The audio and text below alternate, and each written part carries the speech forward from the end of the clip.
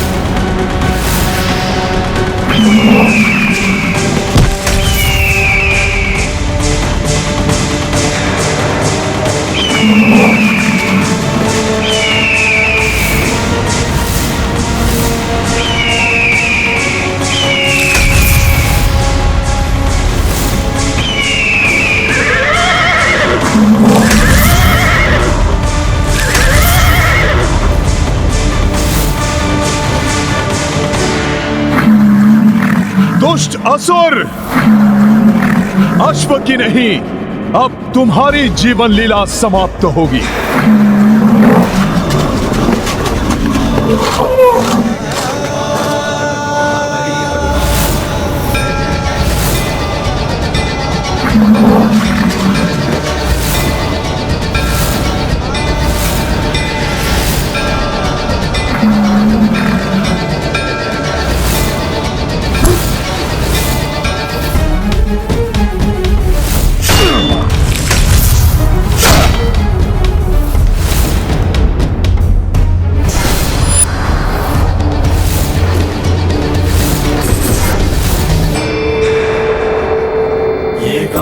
महाबली हनुमत की रुचिकर लीला राम भगत की। जय जय जय रघुनंदन राम, जय जय जय महाबली हनुमान।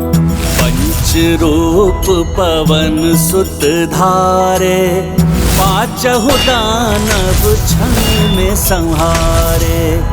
जब सहाय बलि हनुमाना, राम काज में को व्यवधाना। ये गाथा महाबली हनुमत की रुचिकर लीला राम भगत की। जय जय जय रघुनंदन राम, जय जय जय महाबली हनुमान। जय जय जय रघुनंदन राम, जय जय जय महाबली हनुमान।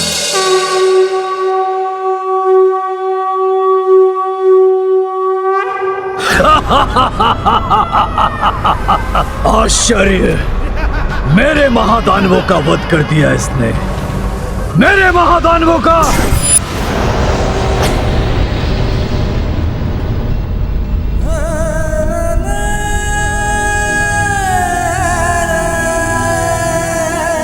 प्रभु श्री राम के अनन्य भक्त हनुमान, हमसे बड़ी भूल हुई है, हमें क्षमा कर दीजिए। इससे पूर्व कि कोई और अनिष्ट घट जाए या हमारी बुद्धि को कोई फिर से प्रभावित करे, आप श्री राम के कार्य हेतु इस अश्व को ले जाइए हनुमान जी। इसमें आप दोनों का कोई दोष नहीं है, ये सब राक्षस निकुंभ ने किया है। संसार में अधर्म का विनाश करने के लिए अपनी माया से वो सबके विचारों को दूषित करने का प्रयास कर रहा है। सत्य है हनुमान जी, आपने हम दोनों भ्राताओं को अधर्म करने से बचा लिया। उस आसुरी शक्ति से हमारी रक्षा करने के लिए आपको शत शत नमन हनुमान जी। मेरी तो इच्छा है कि मैं जगत के सभी मनुष्यों को ऐसी आसुरी शक्तियों से रक्षित कर सकूं।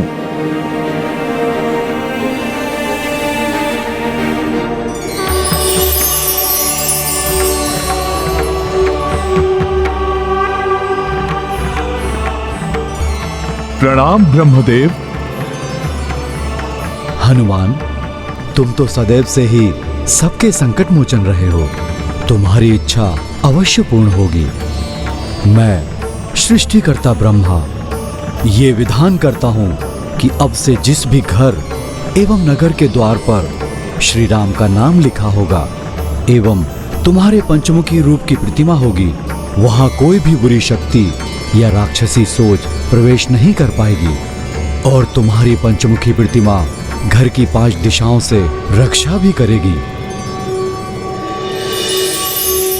जय श्री राम। ये गाथा महाबली हनुमत की, रुचिकर लीला राम भगत की। जय जय जय रघुनंदन राम, जय जय जय महाबली हनुमान।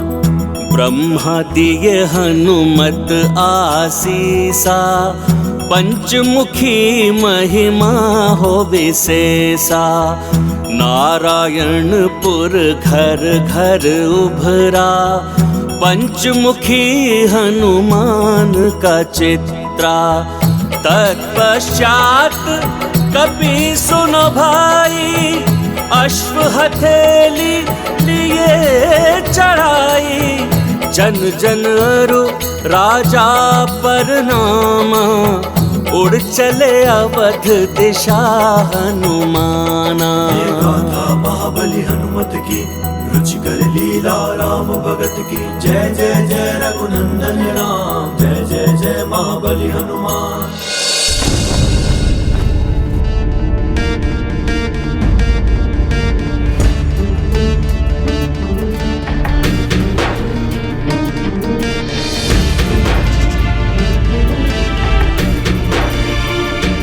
उषा काल की लालिमा छा चुकी है क्षितिज पर। अब किसी भी क्षण सूर्यदेव की प्रथम रश्मि यहाँ की धरा को स्पर्श कर सकती है और यदि इस क्षण के पूर्व हनुमान नहीं आ पाए तो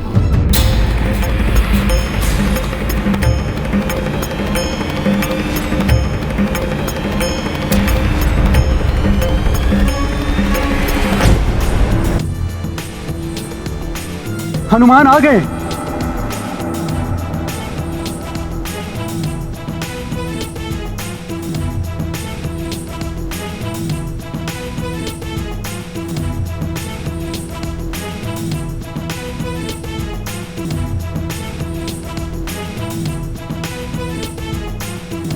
किंतु सूर्यदेव की रश्मि तो धरा को स्पर्श करने वाली है।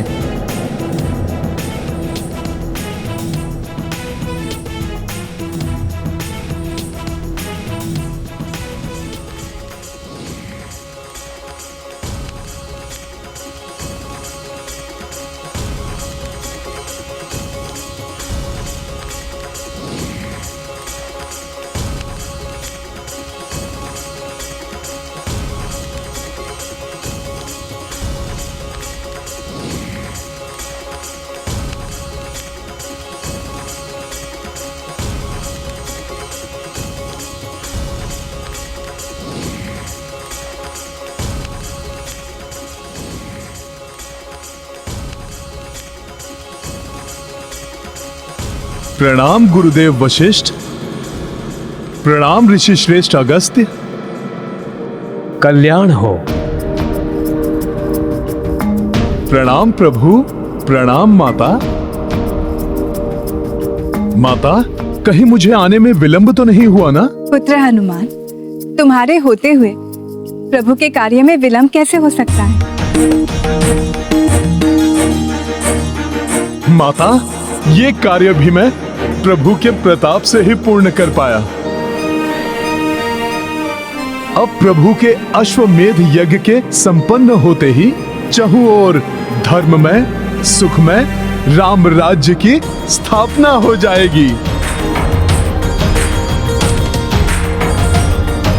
माता, और तब राक्षसी सोच को विस्तारित होने का अवसर ही नहीं मिलेगा। हनुमान, यदि तुम चाहते हो कि सुख में राम राज्य स्थापित हो जाए, तो जब तक अश्व पूजा होती है तब तक तुम्हें जाकर एक और महत्वपूर्ण कार्य करना होगा। ऋषि श्रेष्ठ, आप आदेश दीजिए। तो सर्वप्रथम तुम ये बताओ कि अश्वमेध यज्ञ के विषय में तुम्हें कितना ज्ञान है एवं यज्ञ के अश्व का क्या महत्व है।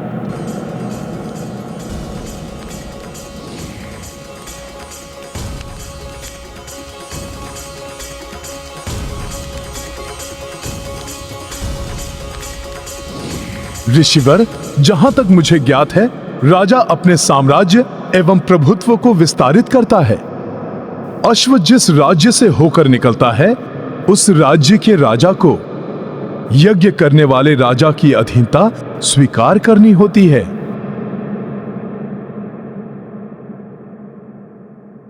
किंतु यदि कोई उस अश्व को रोकता है, तो उसे यज्ञ करने वाले राजा की सेना से युद्ध करना होता है।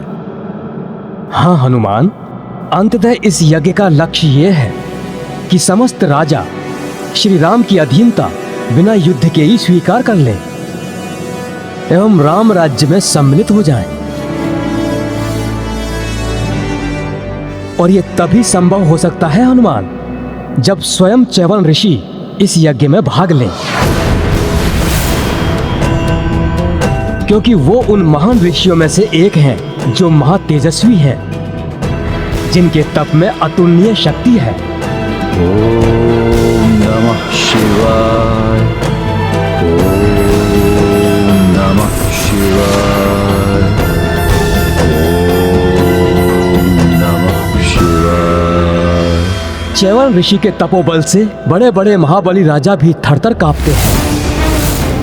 उन्होंने अपने तप के प्रताप से इंद्रदेव को भी बंदी बना लिया था। आसुरी शक्ति एवं निशाचरी सोच वाले तो इनसे कोसों दूर ही रहते हैं। इस प्रकार श्री राम एवं तुम्हारे नाम के साथ ऋषि च्यवन का नाम मात्र जुड़ जाने से ही उनके तप का सम्मान करते हुए अनेकों भूपाल अश्व को नहीं रोकेंगे और बिना युद्ध किए ही प्रभु श्री राम के राज्य को स्वीकार कर लेंगे।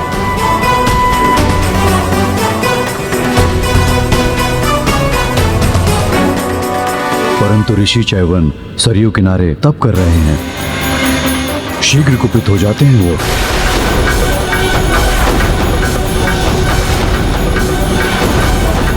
छोटी सी बात पर कठोर से कठोर श्राप दे सकते हैं।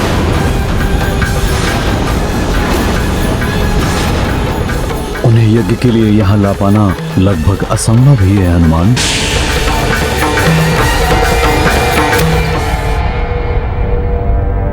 गुरुवर, प्रभु का कार्य है, प्रयास तो करना ही होगा मुझे।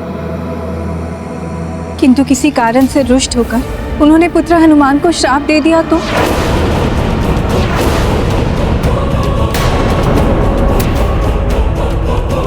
माता, आप चिंता मत कीजिए, मैं ऐसा नहीं होने दूंगा। यदि माता ऐसा कुछ हुआ तो भी मैं प्रभु का नाम लेकर उनके श्राप को भी आशीर्वाद समझकर मैं ग्रहण कर लूंगा।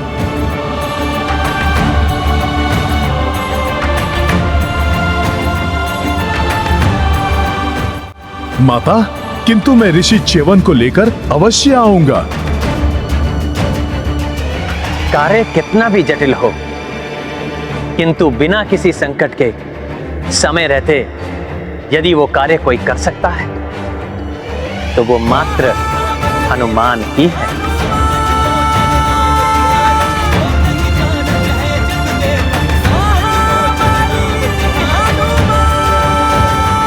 प्रभु, मुझ पर आपका ये विश्वास ही मेरी शक्ति है। अब इस कार्य को सफल होने से कोई नहीं रोक सकता।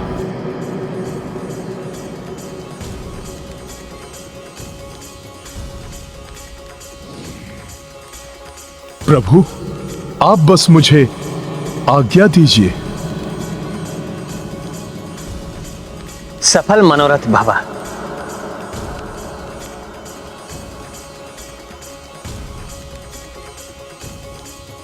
प्रणाम गुरुदेव।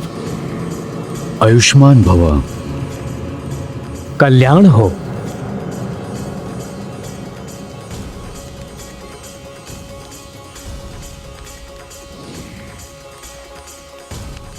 जय श्री राम।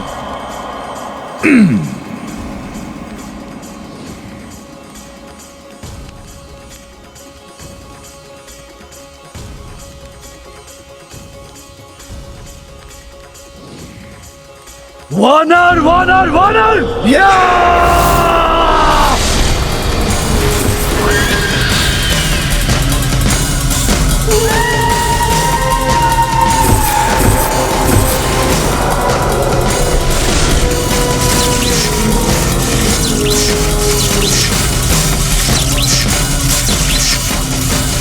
ये वानर ही मेरी राह का रोड़ा है।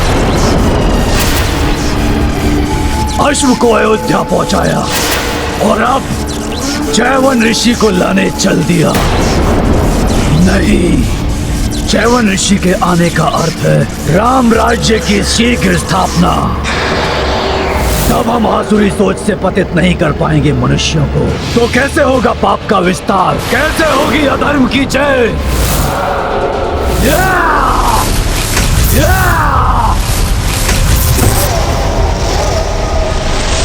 यज्ञ को किसी भी मूल्य पर सफल नहीं होने दूंगा मैं। विघ्न डालना होगा, विघ्न।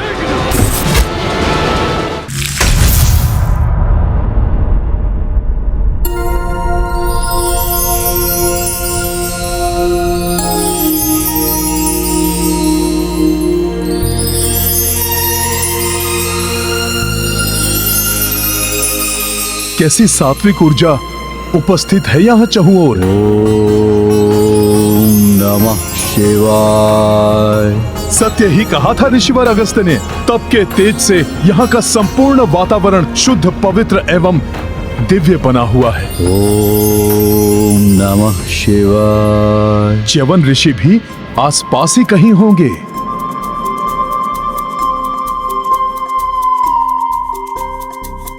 ओम नमः शिवाय। ये ऋषिवर च्यवन कहाँ है? ओम नमः शिवाय। ओम नमः शिवाय।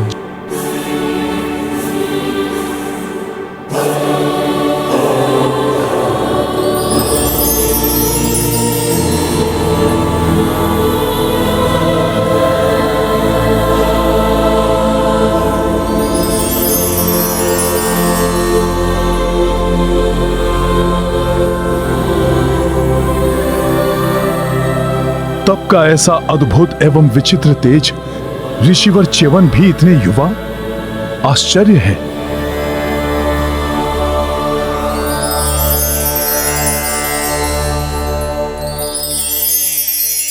ये क्या, बाहर से तो युवा है किंतु भीतर से वृद्धता भी झलक रही है। ये क्या पहेली है? ये कोई माया है या तप का तेज या फिर कुछ और? वहीं रुक जाओ और निकट जाने का साहस मत करना।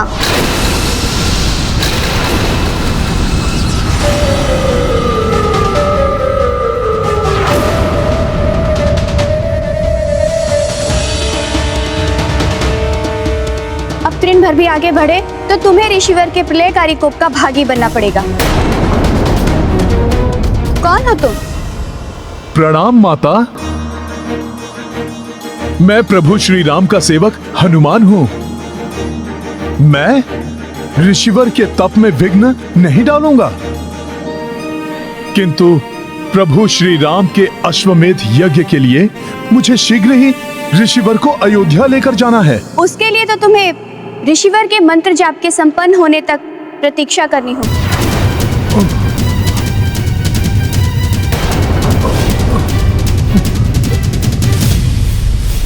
परंतु माता, प्रतीक्षा करूंगा तो अश्वमेध यज्ञ का मुहूर्त ही निकल जाएगा। हनुमान, प्रतीक्षा करने के अतिरिक्त तुम्हारे पास अन्य कोई विकल्प नहीं है।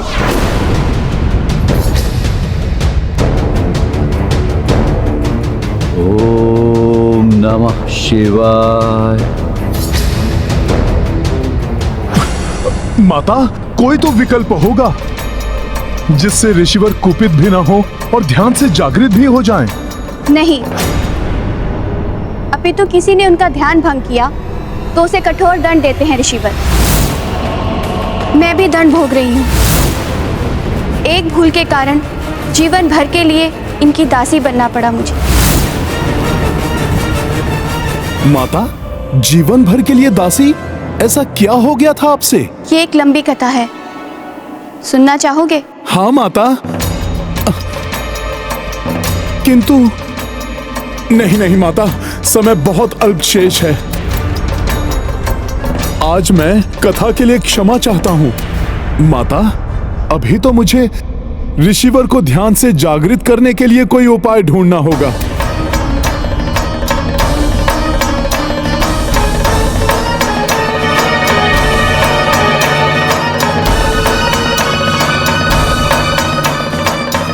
क्या हुआ हनुमान? तुम्हारे मन में कोई जिज्ञासा उठ रही है? जिज्ञासा तो है माता। सैकड़ों वर्षों से जिनके प्रताप के बारे में सुना है, वो देखने में इतनी कम आयु के हैं, देह से युवा प्रतीत हो रहे हैं। माता, किंतु तपोबल किसी दृढ़ आयु समान ऋषि के जैसा है। इसकी भी कथा लंबी है, कहो तो सुनाऊं? माता, तब तो आप रहने दीजिए। अभी तो आप यही प्रार्थना कीजिए कि ऋषिवर को बिना कोपित किए ध्यान से जागृत करने का उपाय मिल जाए मुझे। ऋषिवर का ध्यान तो उनकी इच्छा से ही टूटेगा। उचित है कि तुम प्रतीक्षा करो और मुझे अपने कार्य करने दो।